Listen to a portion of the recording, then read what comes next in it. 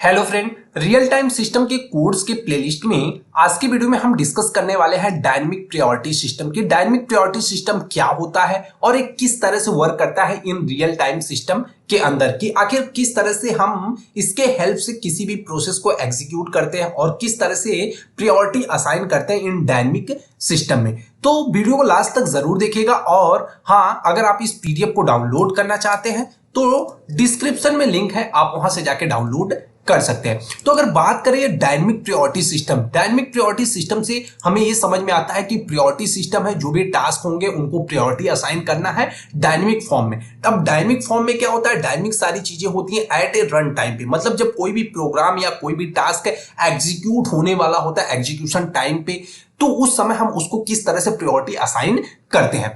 तो यहां पे अगर हम बात करें जो रियल टाइम सिस्टम है, रियल टाइम सिस्टम के अंदर task are executed with strict time requirements. आप जानते हैं कि रियल टाइम सिस्टम के अंदर जितने भी टास्क परफॉर्म होते हैं बहुत ही स्ट्रिक्ट टाइम के साथ होते हैं, क्योंकि हम इसमें जानते हैं दो तरह की हमारी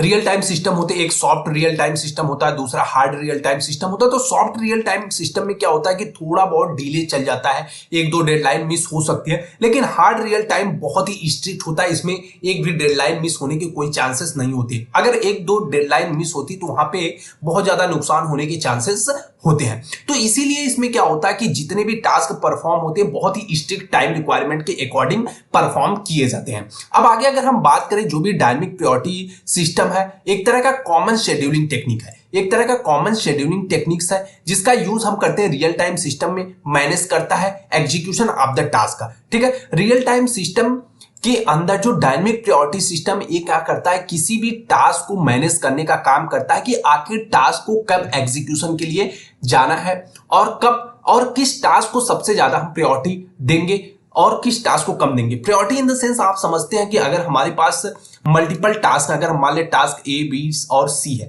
अब तीनों टास्क को हमें एग्जीक्यूट करना है। मान लिया हमारे पास सीपीयू है, ठीक है, तीनों को एग्जीक्यूट करना है, तो कौन सा टास्क सबसे पहले जाएगा।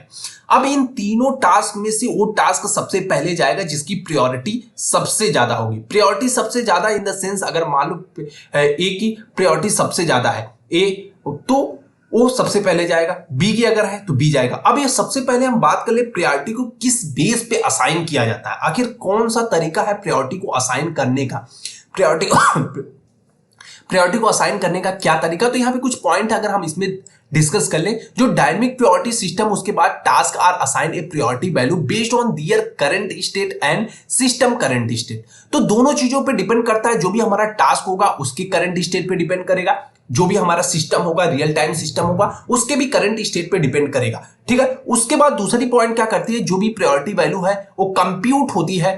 ठीक है, कंप्यूट डायनेमिक होती है एट रन टाइम पे। जो भी आप मान लो मल्टीपल, हमारे पास मल्टीपल प्रोसेस है, मल्टीपल टास्क है, ए बी सी हो गया, अब इनकी प्रायोरिटी सबसे पहले से डिफाइन नहीं होती है, एक कंप्यूट होती है डायनेमिक तरह पे एट रन टाइम पे। Run time in the sense जब प्रोग्राम सारे एग्जीक्यूट होते हैं उस टाइम पे इनकी प्रायोरिटी को डिफाइन किया जाता है। और यहां पे कह रहा है कि which means it can change over time based on the system workload and task characteristic. मतलब इनकी जो भी प्रायोरिटी है, अगर हमने मान लिया ए को हमने एक प्रायोरिटी दे दिया, पहली प्रायोरिटी, बी को हमने 3 दे दिया, सी को 2 दे दिया। ठीक है, सबसे पहले ए एग्जीक्यूट होगा, फिर सी, फिर बी।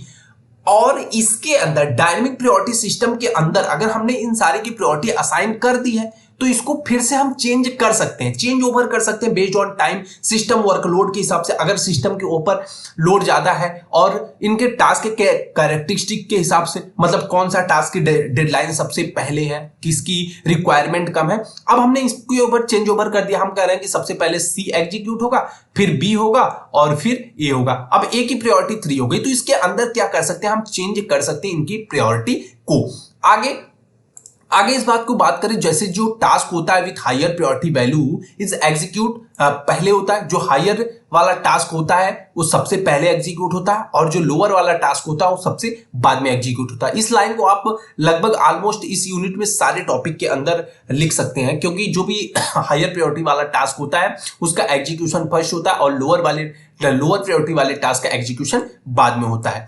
ठीक है, उसके बाद कह रहा है कि this mean that the system will always prioritize the most critical task first, ensure that they meet their timing requirement. कह रहा है कि जितने भी क्रिटिकल टास्क फर्स्ट होंगे उनको सबसे पहले रिक्वायरमेंट होती है वो टाइम के पास अपने जाए। क्रिटिकल सेक्शन इन द जो भी टाइम, अगर हम बात करें टास्क को किस तरह से प्रायोरिटी दी जाती है तो उसको डिपेंड करता है कई चीजों पे, कई फैक्टर डिपेंड करते हैं जिसके बारे में हम यहाँ पे डिस्कस कर लेते हैं। किन किन factor the priority value is the task influence by the several factor including. ठीक है, तो किन किन फैक्टर पे डिपेंड करता है? सबसे पहले टास्क की डेडलाइन के ऊपर डिपेंड करता है। टास्क की डेडलाइन इन द सेंस मतलब कौन सा टास्क अपने डेडलाइन के करीब है और किसको हाई प्रायोरिटी देना चाहिए। ठीक है, अब अगर हमने मान लिया हमारे पास टास्क 3 टास्क है, T1 मान लिया, T2 है और T3 है। अब इसकी डेडलाइन अगर हमने मान लिया 10 मिली सेकेंड्स है, इसकी क्या है 15 मिली सेकेंड्स है और इसकी क्या है 5 मिली सेकेंड्स है। तो इन तीनों टास्क में सबसे पहले एग्जीक्यूशन किसका होगा?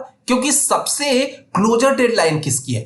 टास्क 3 की है, T3 की 5 है, उसके बाद T1 की 10 है, उसके बाद T2 की है। तो सबसे पहले जो हायर प्रायोरिटी दी जाएगी वो टास्क 3 को दी जाएगी, उसके बाद टास्क 1 को दी जाएगी, उसके बाद टास्क 2 को दी जाएगी। उसके बाद कह रहा है कि टास्क इंपॉर्टेंस, उसके बाद देखा जाता है कि टास्क की इंपॉर्टेंस क्या है।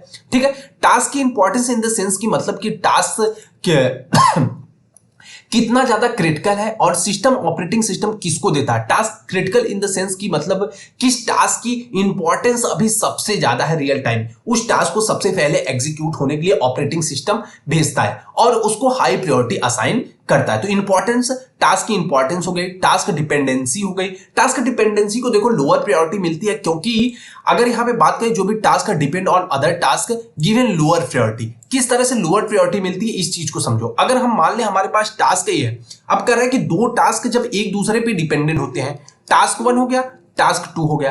अब हम कह रहे हैं कि इसको जो टास्क 2 है इसको कुछ इनपुट चाहिए, वो इनपुट चाहिए टास्क 1 से, और वो जो इनपुट यहां पे जाएगा वो टास्क T1 को क्या है, आउटपुट है।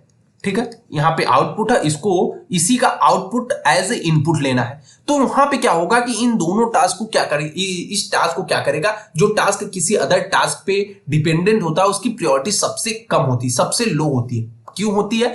सबसे पहले तो टास्क 1 एग्जीक्यूट होगा, अगर हम इसको हाई प्रायोरिटी दे देंगे तो इसको इनपुट क्या चाहिए, T1 का आउटपुट चाहिए। तो T1 तो अभी एग्जीक्यूट ही नहीं हुआ है, तो इसका आउटपुट कहां से मिलेगा, नहीं मिलेगा। तो इसलिए सबसे पहले टास्क T1 एग्जीक्यूट होगा, जब इसका आउटपुट आ जाएगा उसके बाद टास्क T2 क्या होगा, एग्जीक्यूट होगा, और जो भी इनपुट लेगा एज ए इनपुट इसका आउटपुट क्या करेगा, as a input task T2 लेगा और अपना आउटपुट जनरेट करेगा। तो जो भी डिपेंडेंट टास्क होते हैं वो क्या करते हैं, उनको हमेशा लोअर प्रायोरिटी दी जाती है। उसके बाद सिस्टम लोड के ऊपर डिपेंड करता है, सिस्टम लोड कितना है। ठीक है, when the system is overload, ठीक है, जब हमारा सिस्टम ओवरलोड होता है तो वहां पे लो प्रायोरिटी टास्क में भी डिले हो सकता है, जिनकी भी प्रायोरिटी लो है उनमें डिले हो सकता है। To ensure that the high priority task meet the their deadline, तो वहां पे इंश्योर किया जाता है कि सबसे पहले जो हाई प्रायोरिटी वाले टास्क होता है उनका एग्जीक्यूशन सबसे पहले कंप्लीट किया जाए। तो आई होप कि आपको समझ में आया होगा कि डायनेमिक प्रायोरिटी सिस्टम क्या होता है और इसके अंदर किस तरह से जो भी टास्क होते हैं उनको किस तरह से प्रायोरिटी असाइन की जाती है। कुछ बेसिक चीजें थी यहाँ पे, जो भी रन टाइम पे टास्क को प्रायोरिटी दी जाती है। 3-4 पॉइंट पे बेसिक डिपेंड करता है, टास्क डेडलाइन पे, टास्क की इंपॉर्टेंस पे, टास्क की डिपेंडेंसी पे, उसके बाद सिस्टम वर्कलोड, सिस्टम लोड के ऊपर भी डिपेंड करता है। तो आज की वीडियो में बस इतना ही। अगर वीडियो पसंद आई हो तो लाइक, कमेंट और सब्सक्राइब जरूर कीजिएगा। और हाँ, अगर आप इस PDF को डाउनलोड करना चाहते हैं तो डिस्क्रिप्शन में लिंक है, आप वहां से जाके डाउनलोड कर सकते हैं। Thanks for watching the video. Thank you, bye bye guys.